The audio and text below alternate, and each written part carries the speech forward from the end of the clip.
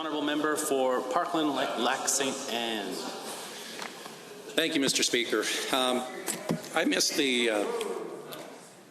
oh, sorry? No, I think I got the call, sir. The call, the Honourable Member for Parkland, Lac Ste. Anne. Yes, thank you, Mr. Speaker. So I've had the chance to, well, like some of the folks in the room, on our side of the floor, that is, actually work in this wonderful industry. I've had a chance to meet tons of folks both on the Canadian side and the US side. I've had a chance to actually manage these major projects. And I've had a chance to, oftentimes when you're on the road and in hotel rooms or back in the camp, see the members opposite protest vehemently against our industry, vehemently against the men and women that actually put these things together, and against how we ethically produce our product and get it to market. And honestly, Mr. Speaker, at the time when you're seeing these people on the stage and you're seeing them up there, you make them more than what they are. You look up to them and you think that they understand what's going on. You obviously want to listen to their perspectives. But Mr. Speaker, being in the House, seeing these people represent what their interests are, I don't believe they're in our best interests. And quite frankly, Mr. Speaker, my kids, they have a reference for that. It's called paper dragons. Everything's scary until a point until you realize it's just a little cardboard cutout that's been made to be scary. They get divisive politics. Yeah, they really get divisive politics. It's either one absolute or another. And let me tell you what happened in my area as being a new candidate running against the former agriculture minister who carried that mandate into a town hall. He got laughed out and heckled out. This is a man who gave 4 years of his life to represent his constituents and to carry that ideology forward of what the social new Democrats were bringing forward. This man was expounding the same thing about the carbon tax. He was expounding the same thing about the environmental protectionism. He was expounding everything that was anti-Alberta. He got voted out. The people of this province have spoken time and time and time again. Our Premier is walking across this country and down in the States, knitting our provinces back together.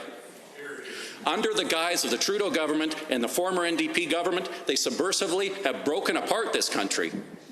I'm a pretty simple farm boy. I don't often get this loud, Mr. Speaker. But this one, my gosh. My simple message to my constituents in my area was, let's take our province back.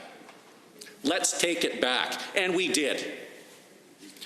I'm here to represent them. The second message I gave them was, let's take our country back. There are absolutes. Absolutely, if you go against the pipelines, if you go against this motion that was brought forward, this addendum here, my gosh. My gosh. Can you be more decisive on where you're going to vote and where you actually stand? If you ain't with us, you're against us. How about that for an old Western quote? It's pretty simple at this point of the juncture.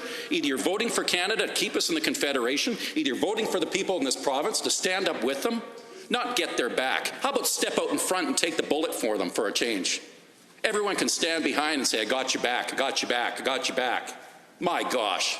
Apparently none of these folks have actually been in a duster in their life, ever had to sit across the table from those folks, ever had to make those negotiations, ever had to make those sacrifices. Ever. You have never met these people, you have never met these men and women, you have never supported this industry. And you'll continue to do that. You'll continue to expound this rhetoric of how you got the provinces back. The province has spoken. For now, forever, my friend. Strong and free forever. There you go, right up there. Strong and free. That's what this province is. And when I just came from a nice little business meeting here this morning, there was the actual folks from the Atchison business community. I had a little canned speech to talk to them about, but you know what? Feeling the measure and the temper of that room was simply as this. We're standing up. They want someone to push back. They want a province to be proud again. They want to stop hanging their heads in shame. They want this misinformation to be over and done with. It's time to cowboy up, be proud of who we are, what we stand for, and what this province means to the rest of the Confederation. We are Alberta, strong and free. And if you aren't willing as a person to stand in this legislature and to support this, what we're proposing is a motion to say no. Giving the veto rights to break apart the Confederation is not what we would support. To allow the country to be, I don't know, disheveled and sent apart, scattering and bickering over minor items, it's not allowed. Pick one. Pick one.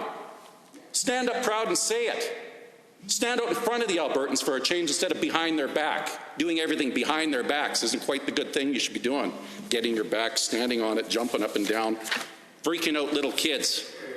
Seniors, the health scare issues, this scare, that scare. We talk about fear and smear? Yeah. I've dealt with bullies my entire life. You got me off of the projects as a major projects guy, and you got me into politics. I hope you like your decision, because I'm here to stay. And the Albertans are here to stay too.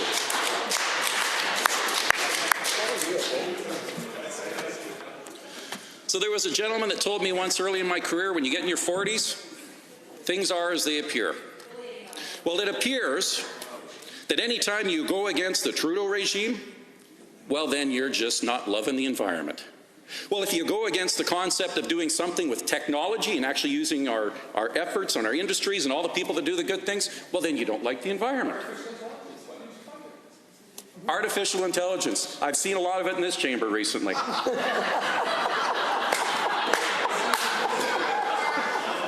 You can have a diverse economy. You can do all these things, but you have to make a choice. This divisiveness has to end. The amount of environmental protectionism that we go through on a project is astounding. The average homeowner would drive them crazy. We separate the soils. We do the bugs and bunny reports. We do all the background information. We do siltation meditation control. We offset everything that we simply do. We build an entire road structure out there during the course of construction. We have a moving assembly line of which we're dropping this pipe in the ground at 1.5 clicks a day. We're spending millions of dollars a day. When you're building these big projects from, I don't know, Edmonton down to Chicago, we had 12 spreads going at once, $12 million a day that we're spending, $3.5 billion. I've been on those projects. I've managed that. A lot of the members opposite, prior experience, I don't know, they sold real estate. They did these other things. Maybe they were social workers. Nothing saying anything against that. But don't stand up here and tell me what it's like. And don't tell me about the coal workers. They're in my area. You profess, one member professed in here earlier that Stephen Harper shut down the coal mines. Oh my gosh. I felt like it was in Dallas again and Pam's waking up and Bobby's in the shower. This is completely a revelation. What happened was they accelerated the shutdown of a viable asset drastically. Now these folks put thousands of people out of work because of it. One of the members had the audacity to dare me to go talk to them personally. I did. I went to the union hall, talked to these guys, and told them exactly what was going on. And Mr. Speaker, 15 people in that room. All card-carrying union members, all part of that proud working group out there. We had the hard dialogue. What's happening with these payments at the end? What's happening with it? We had the hard dialogue that we have to get back to them. Exactly what the Minister of Works had said earlier, or sorry, of Labor Relations had said earlier. We have to have those hard dialogues. If you're in the hopper right now, we're dealing with it. We'll tell you about Budget Day, what comes next. Those people in that room accepted that. At the end of that meeting, I asked a simple question. Out of you guys, 15 in the room, how many of you voted for me? 12, Mr. Speaker. 2 didn't because they're in a different, well actually 3 didn't because they're in different constituencies, but they did vote UCP. 1 from Edmonton didn't. I think that's pretty reflective of what happens in my community, my area. So I'll speak for those men and women out there, and I take exception to somebody else speaking for them because they elected me. And I have never spoken for the member de corps, ever. But I can't hear the same when you start speaking up about my people in my area, rural Alberta, our issues that we're dealing with, the energy sector. So this is a simple one. This amendment, I'm not sure how much parliamentary language I can use to say what I would do with it, but hazard to say the bottom of a birdcage would be well served by using it. This is not the time to flinch. This is the time right now to make sure that we stand strong and we send a clear message to the rest of Canada and to the investment communities that we are open for business, we do mean what we say, and we're going to stand up and do what's right. We've been criticized about everything that we've done to go back against it. I couldn't believe the dialogues we had here back about the carbon tax. What they were concerned about is that Trudeau's carbon tax was going to come in. So you know what? What happened? We got rid of it. Prices of gas went down. We got people shaking their hands. They got a couple extra bucks in their pocket every month. And then what did they do? Well, let's just back Trudeau. Well, maybe if we just, gave more concessions. I think Winston Churchill spoke up at one point in history about giving concessions to a dictator, giving concessions to someone who just takes more. It didn't work.